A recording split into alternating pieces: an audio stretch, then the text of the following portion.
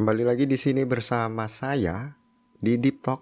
Kita akan bicara di episode kedua ini tentang money magnet atau magnet rezeki. Bagaimanakah caranya agar kita bisa mencapai 100% dari magnet rezeki? Nah, kita akan bicara 20%-nya dulu. Bagi teman-teman yang belum mendengarkan podcast saya sebelumnya, bisa didengarkan dulu di episode 1 tentang magnet rezeki atau money magnet ya. Kita akan ambil contoh yaitu tentang penjualan rumah. Bagi teman-teman yang ingin mencapai angka 1 miliar, teman-teman pasti tahu caranya tidaklah mudah. Saya juga merasakan hal itu. Namun setelah berkenalan dan ngobrol dengan orang yang pernah mencapai angka tersebut, saya sadar salah satu produk yang bisa membuat mereka mendapatkan uang 1 miliar adalah rumah atau penjualan rumah. Maka dari itu saya ingin ngajak teman-teman untuk deep talk, untuk bicara lebih dalam mengenai money magnet, terutama untuk penjualan rumah nih.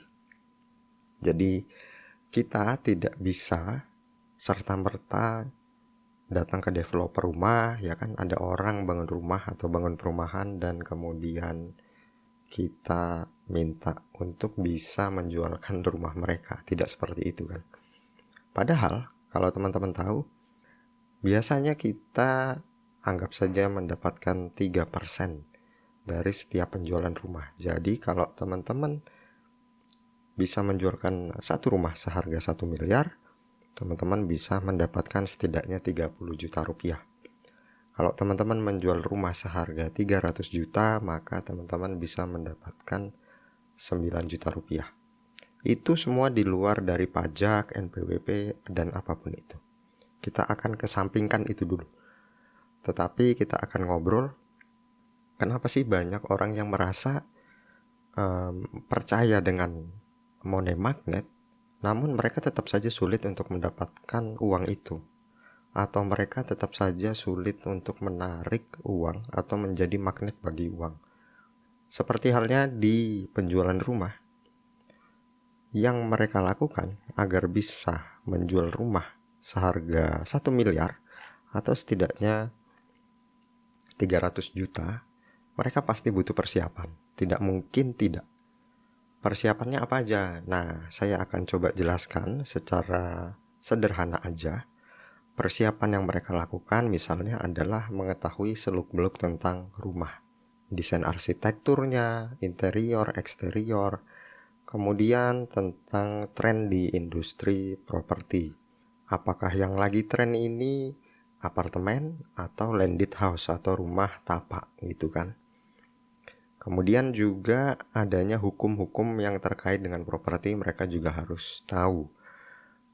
Kemudian mereka juga harus tahu tentang konsumen.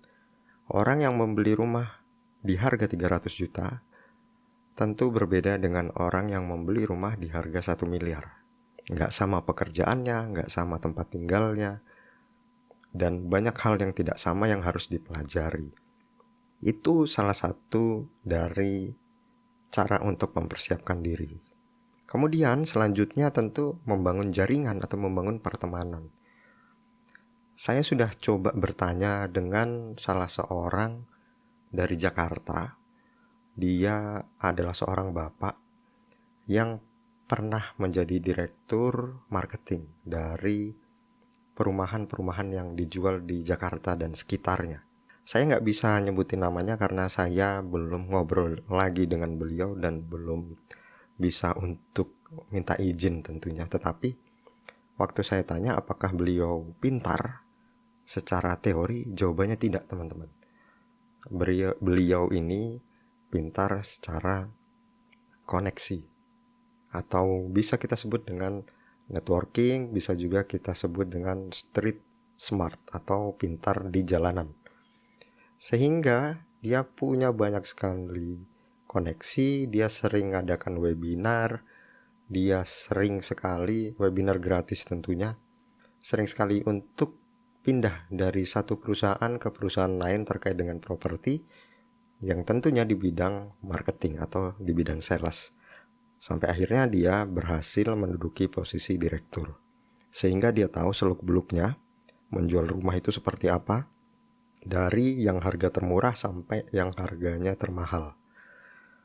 Nah, dua kunci itu saja, mempersiapkan diri dan membangun jaringan, itu sudah mengambil porsi 20-30% dari money magnet. Jadi kita tuh nggak bisa teman-teman kalau kita hanya duduk, diam, nonton video TikTok, apalagi cuma mendapatkan motivasi dan dorongan dari orang-orang yang bilang bahwa ya sudah, pikirkan saja, manifestasikan saja apa yang teman-teman mau di dalam pikiran, nanti akan datang sendiri. Caranya tidak seperti itu. Jadi money magnet atau bagaimana caranya kita menjadi magnet bagi uang, ya kita harus bersiap. Kalau tidak bersiap gimana? Ya nggak akan bisa. Nggak mungkin kan tiba-tiba datang uang 1 miliar di depan pintu, sedangkan kita nggak ngapa-ngapain, itu nggak mungkin. Nah, teman-teman sudah mulai punya gambaran ya. Sekarang kita akan coba untuk cara yang kedua. Karena cara yang pertama ini adalah kita menjual produk yang eksklusif atau yang harganya sangat mahal, yaitu rumah. Karena produk eksklusif yang bisa dimiliki manusia itu barang-barang mewah seperti rumah, kemudian ada tanah, dan juga kendaraan. Kendaraan ini bisa private jet, bisa mobil, kemudian bisa kapal yacht, ya kan. Tetapi dari semua hal itu, yang paling umum yang bisa kita tempuh kalau teman-teman pengen dapat 1 miliar adalah dengan cara jualan rumah. Jadi makelar rumah gitu ya. Nah, cara yang kedua ini gimana? Karena setelah saya mencoba untuk mencari tahu apakah itu satu-satunya cara untuk kita bisa mencapai 1 miliar, ternyata tidak. Loh kok bisa? Nah ini cara yang kedua adalah kita bisa mendapatkan 1 miliar jika kita itu menjual produk yang harganya murah tetapi dengan jumlah yang sangat banyak. Nah, hitung-hitungan sederhananya seperti ini teman-teman. Teman-teman bisa menjual kaos seharga 100.000 rupiah yang terjual sebanyak 10.000. Nah ini juga butuh ilmu ternyata. Butuh ilmu untuk satu, bikin e-commerce misalnya. Kemudian ilmu yang kedua, teman-teman harus cari supplier kaos yang bisa ngasih harga murah dengan kualitas bahan yang bagus. Ilmu yang ketiga bisa jadi teman-teman harus bangun pabrik, ya kan? Ilmu yang keempat, teman-teman harus bisa bangun sistem karyawan. Nah, ilmu-ilmu seperti ini harus teman-teman pelajari agar angka 1 miliar itu semakin dekat. Akan aneh sekali lagi, kecuali teman-teman dapat warisan ya. Kalau akhirnya teman-teman merasa, wah, pokoknya saya manifestasi aja lah, pokoknya saya pikirkan aja, pasti akan datang, pasti akan bisa. Itu nggak bisa. Bahkan yang saya ketahui, doa itu ya sekitar 70-80%-nya aja dari terpenuhinya kita. Untuk bisa mendapatkan itu, sisa 20%-nya ya dengan mencoba, dengan aktivitas, dengan terjun langsung ke lapangan. Kalau ada yang bilang 80% kita dapat aja kan cukup, nggak harus 100%. Masalahnya itu rumusnya untuk bisa setidaknya mendapatkan minimal uang. Bukan 80% kita berdoa langsung uang datang, bukan begitu. Oke, teman-teman mulai paham ya di sini ya. Maka dari itu, bagaimana caranya agar kita bisa menjadi money magnet? Ketahuilah dulu ilmunya. Ilmu apapun yang teman-teman ingin mendapatkan uang dari sana.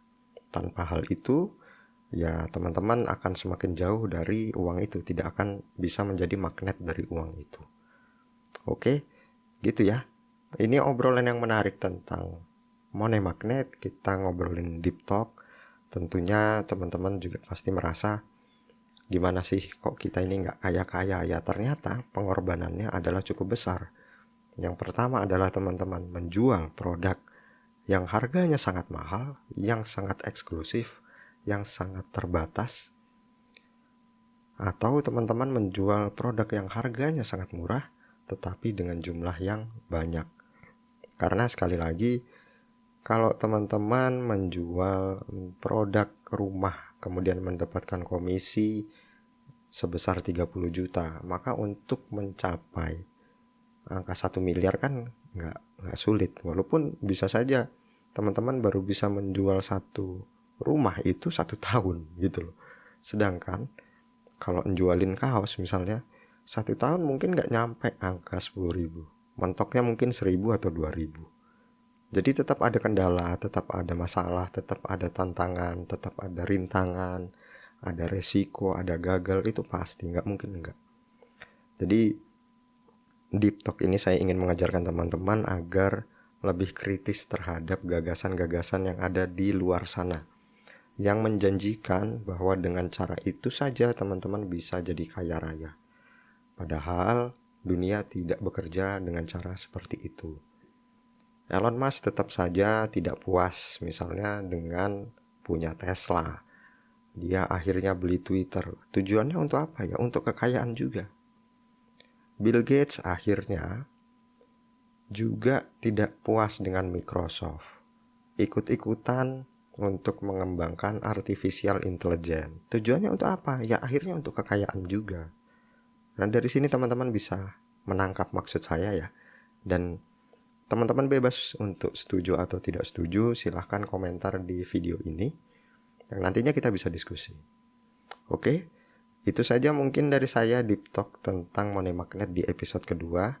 Kita akan ganti topik lainnya, tentunya masih dengan uang, kesuksesan, kekayaan, dan gagasan-gagasan tentang itu semua yang bisa kita kritisi agar kita bisa jadi semakin bijaksana dan tidak menelan mentah-mentah apa kata orang, apa kata motivator, dan teman-teman juga bisa langsung segera action. Kalau ingin dapat 1 miliar, segeralah action. Yang paling umum jualan rumah, kan gitu. Atau yang paling umumnya lagi jualan kaos. Ya sudah, caranya ada 2, mau pilih cara yang manapun bebas. Semuanya menggunakan tenaga, pikiran, dan waktu.